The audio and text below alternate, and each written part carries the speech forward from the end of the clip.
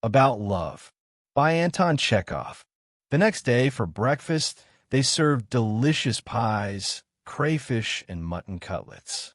While we were eating, Nicanor the cook came up to ask what the guests would like for dinner. He was a man of medium height, with a puffy face and small eyes, clean-shaven, though it looked as if his mustache had not been shaved, but plucked out. Alekhin told us that the beautiful Pelagia was in love with this cook. Since he was a drunkard and had a violent temper, she did not want to marry him, but was willing to live with him as she was. He, however, was very devout, and his religious convictions would not allow him to live like that. He demanded that she marry him and would have it no other way. When drunk, he would scold her and even beat her. At such times, she would hide upstairs and sob, and Alekhin and the servants would stay in the house to protect her if necessary. This led to a conversation about love. How love is born, said Alekhin. Why Pelagia did not fall for someone more suited to her in spiritual and physical qualities, but fell for Nicanor, that ugly mug. Everyone here calls him that. And how important questions of personal happiness are in love. All this is unknown, and one can interpret it however one likes. So far, only one indisputable truth has been said about love. This is a great mystery. Everything else written or spoken about love has not been a solution, but merely a collection of questions that remain unanswered. The explanation that seems to fit one case does not fit 10 others, and the best thing, in my opinion, is to explain each case individually without trying to generalize. As doctors say, we must individualize each particular case. Quite true, Birkin agreed. We decent Russians have a predilection for these questions that remain unresolved.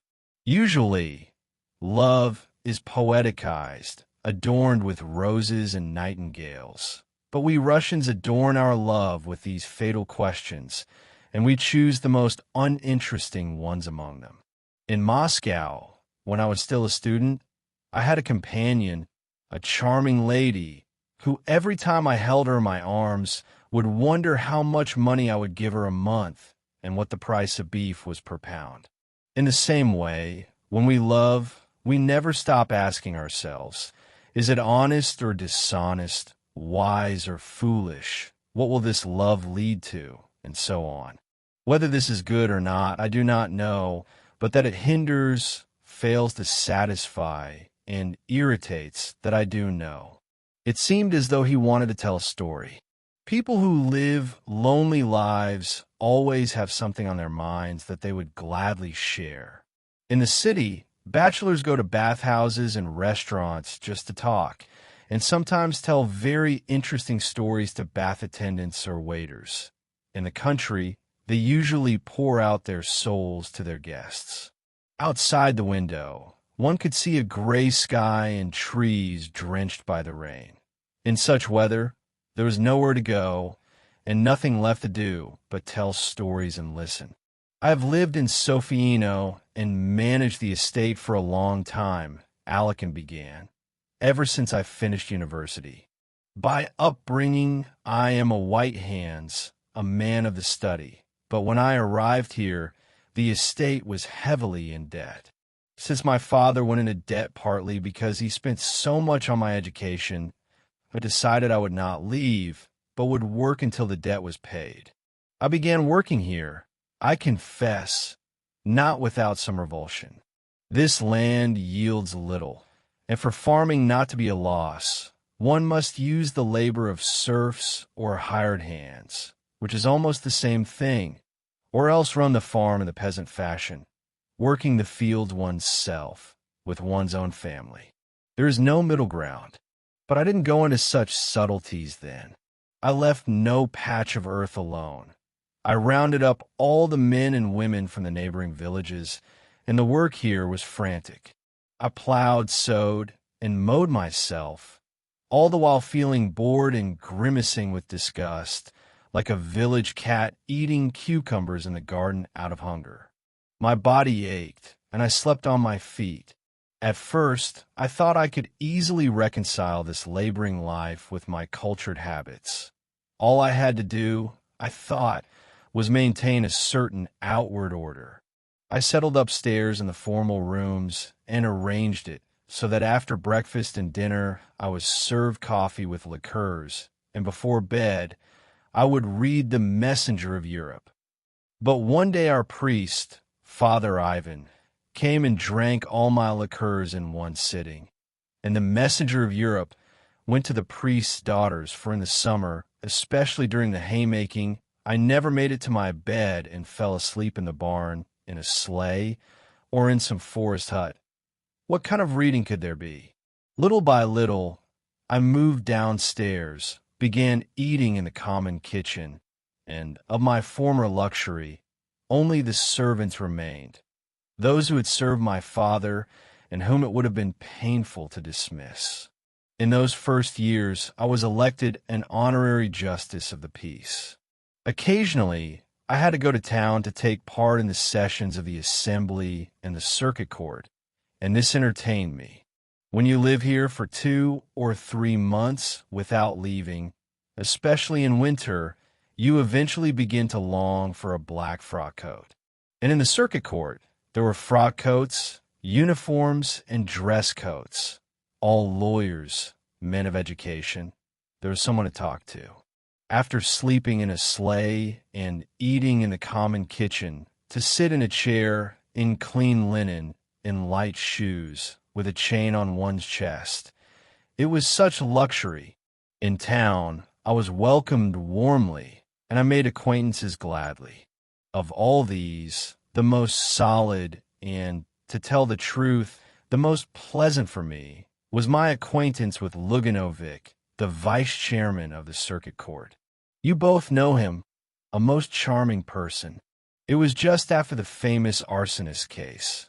The trial had lasted 2 days, and we were exhausted. Luganovic looked at me and said, "You know what? Come and have dinner with me." This was unexpected, as I knew Luganovic only slightly and officially, and had never been to his house. I stopped at my room for a moment to change, and went to dinner. And it was there that I had the chance to meet Anna Alexeyevna, Luganovic's wife. At that time, she was still very young, not more than 22, and her first child had been born 6 months before. It is all in the past now, and today I would find it difficult to define what exactly was so extraordinary about her, what I liked so much. But then, at dinner, everything was irresistibly clear to me. I saw a woman, young, beautiful, kind, intelligent, and charming, a woman unlike any I had ever met before.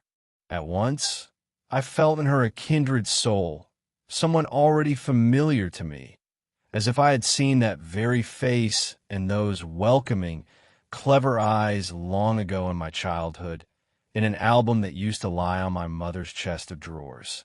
In the arsonist case, for Jewish men were accused.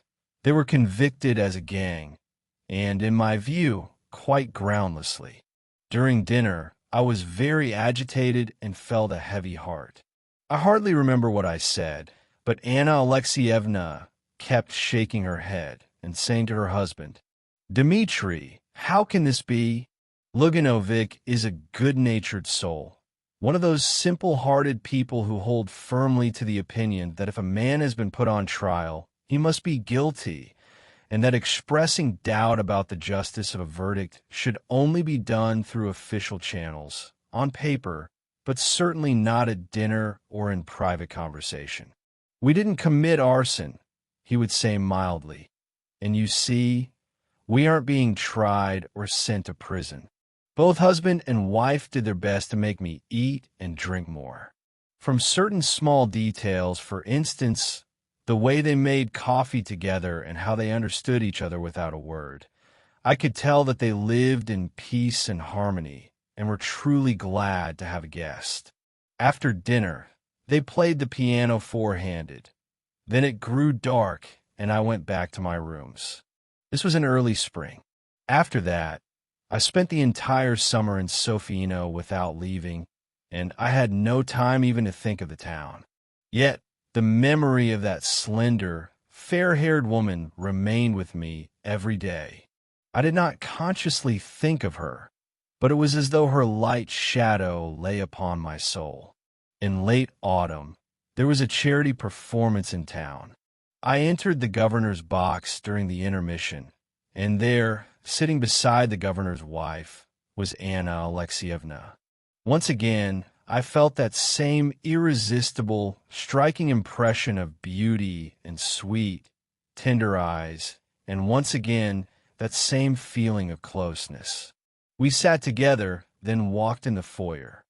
"You've grown thin," she said. "Have you been ill?" "Yes. I have a chill on my shoulder, and I sleep poorly in rainy weather." "You look listless." "Back in the spring, when you came to dinner, you seemed younger, more spirited. You were full of passion then, talked a great deal, and were very interesting. I confess, I was even a little charmed by you. For some reason, you often came to my mind during the summer, and today, as I was getting ready for the theater, I had a feeling I would see you." And she laughed. "But today you look listless," she repeated. "It makes you look older." The next day, I had breakfast with the Luganovics. Afterward, they drove out to their summer villa to make arrangements for the winter, and I went with them. I returned to town with them, and, at midnight, drank tea in their quiet family circle.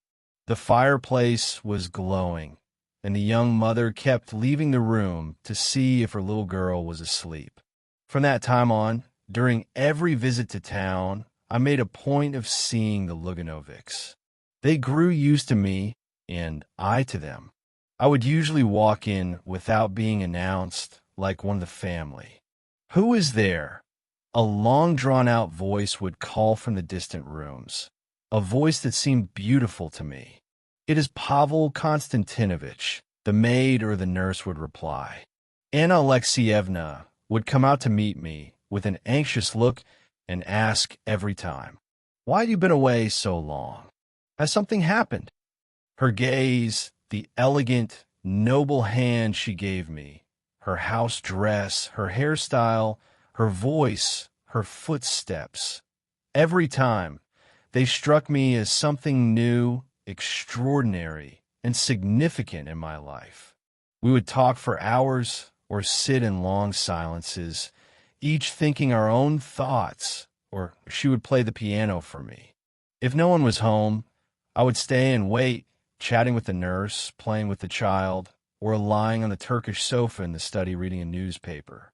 When Anna Alexeyevna returned, I would meet her in the hall and take her packages from her. For some reason, I always carried those packages with such love and pride, exactly like a young boy. There is a proverb, "The woman had no troubles, so she bought a pig." The Luganovics had no troubles, so they made friends with me. If I did not come to town for a long time, they assumed I was ill or that something had happened, and they both became greatly worried. It troubled them that I, an educated man who knew languages, should live in the country, working like a squirrel in a wheel, always penniless instead of devoting myself to science or literature. It seemed to them that I was suffering, and that if I talked, laughed, or ate, it was only to hide my pain. Even in my cheerful moments, I felt their searching eyes upon me. They were especially touching when I was truly having a hard time, when some creditor was pressing me or I lacked the money for an urgent payment. Husband and wife would whisper by the window. Then he would come to me and say with a serious face, "Pavel Konstantinovich, if you are in need of money right now, my wife and I beg you not to be shy, but to take it from us." And his ears would turn red with emotion. Sometimes, after similar whispering, he would approach me with red ears and say, "My wife and I earnestly ask you to accept this gift." And he would hand me cufflinks, a cigarette case, or a lamp. In return, I would send them birds from the hunt, butter, and flowers from the country. It should be said that they were both wealthy people. In the early days, I often borrowed money and was not very particular about it, taking it wherever I could, but no power on earth could have made me take money from the Luganovics. But why even speak of that? I was unhappy. At home, in the fields, in the barn, I thought only of her. I tried to understand the mystery of this young, beautiful, intelligent woman marrying such an uninteresting man, almost an old man, he was over 40, and having children with him.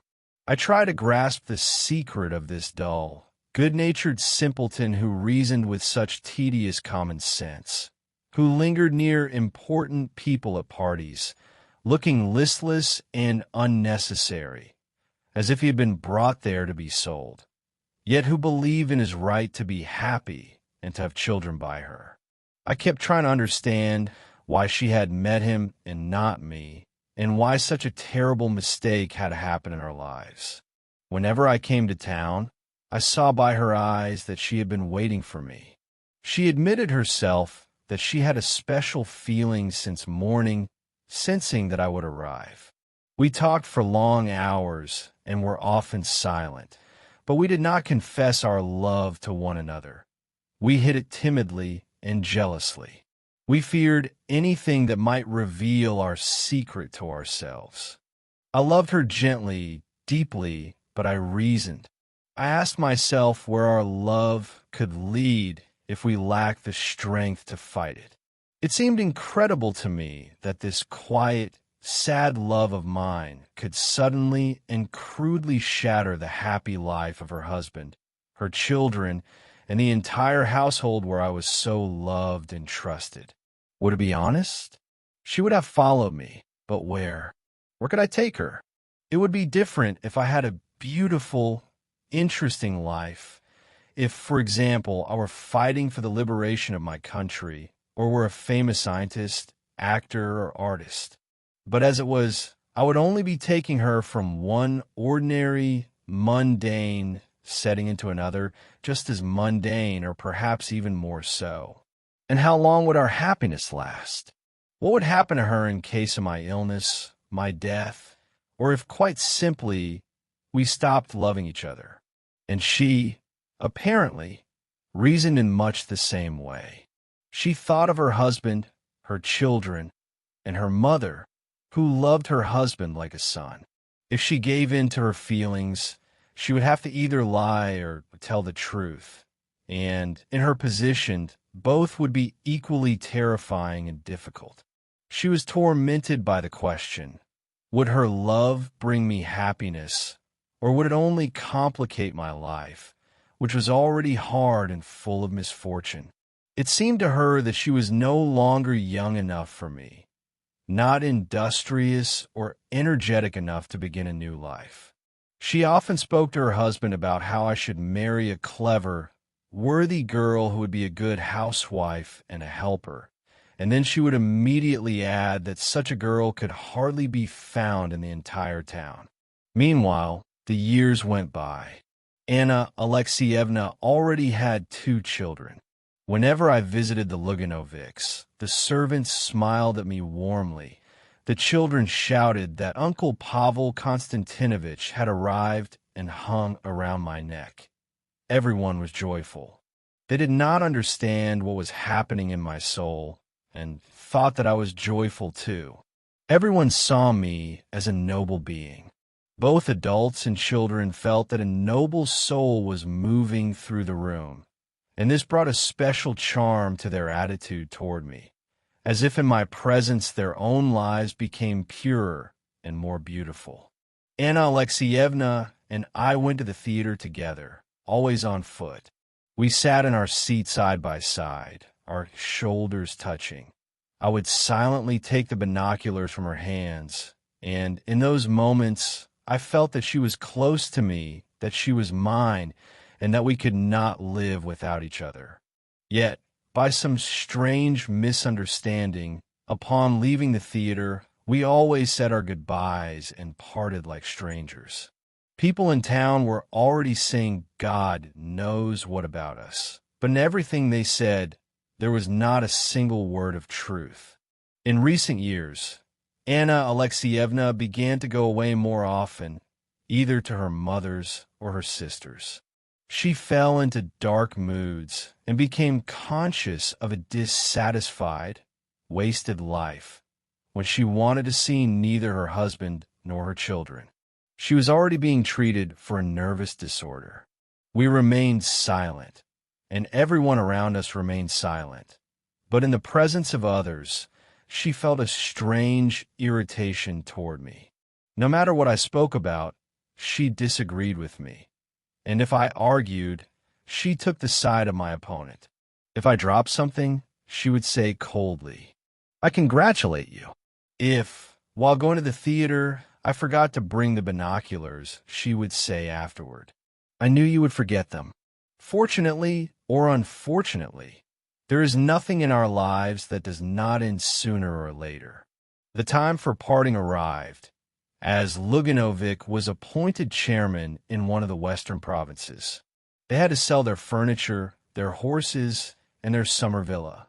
When we drove out to the villa and then turned back to take one last look at the garden and the green roof, everyone felt sad, and I understood that the time had come to say goodbye to more than just the house.